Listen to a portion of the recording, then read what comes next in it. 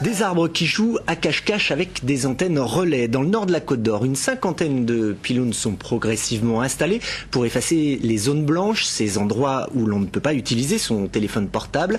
Mais il a été décidé de respecter les paysages dans ces sites protégés ou classés. Du coup, certaines antennes se sont déguisées en arbres. Reportage de Théo Souman et Jean-Louis Saintin. Cet arbre qui dépasse ne cache pas la forêt, mais une antenne relais de téléphonie mobile. Car sur la butte qui domine la commune de Vanvay trône la chapelle Saint-Phal du XVIe siècle, un monument classé situé sur une zone naturelle protégée. Pour pouvoir implanter cette antenne, le Conseil général de la Côte d'Or a donc dû réaliser une insertion paysagère, comprenez déguiser le pylône en sapin pour qu'il se fonde dans le décor.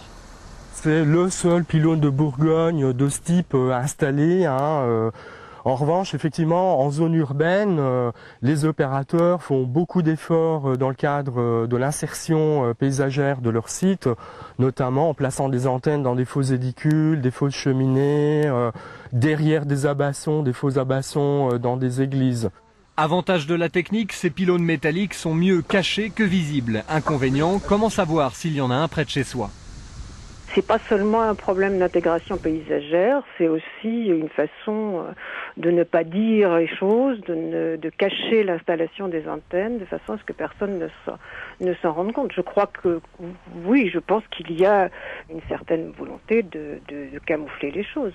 Ces insertions paysagères, elles sont définies entre les différents partenaires que sont les services de l'État, encore une fois les Bâtiments de France, la Direction régionale de l'environnement, les communes évidemment sur lesquelles les sites sont implantés. Donc en aucun cas il ne s'agit de dissimuler une émission d'antenne. À Vanvay, en tout cas, l'antenne sapin fait l'unanimité. Les habitants attendaient depuis longtemps de pouvoir utiliser des téléphones portables et l'originalité de ce faux arbre attire même les visiteurs. Les gens viennent regarder, ils vont à la chapelle, mais ils vont voir aussi le pylône. C'est devenu un monument à Vanvay ? C'est quelque chose qui est, un petit peu, qui sort de l'ordinaire.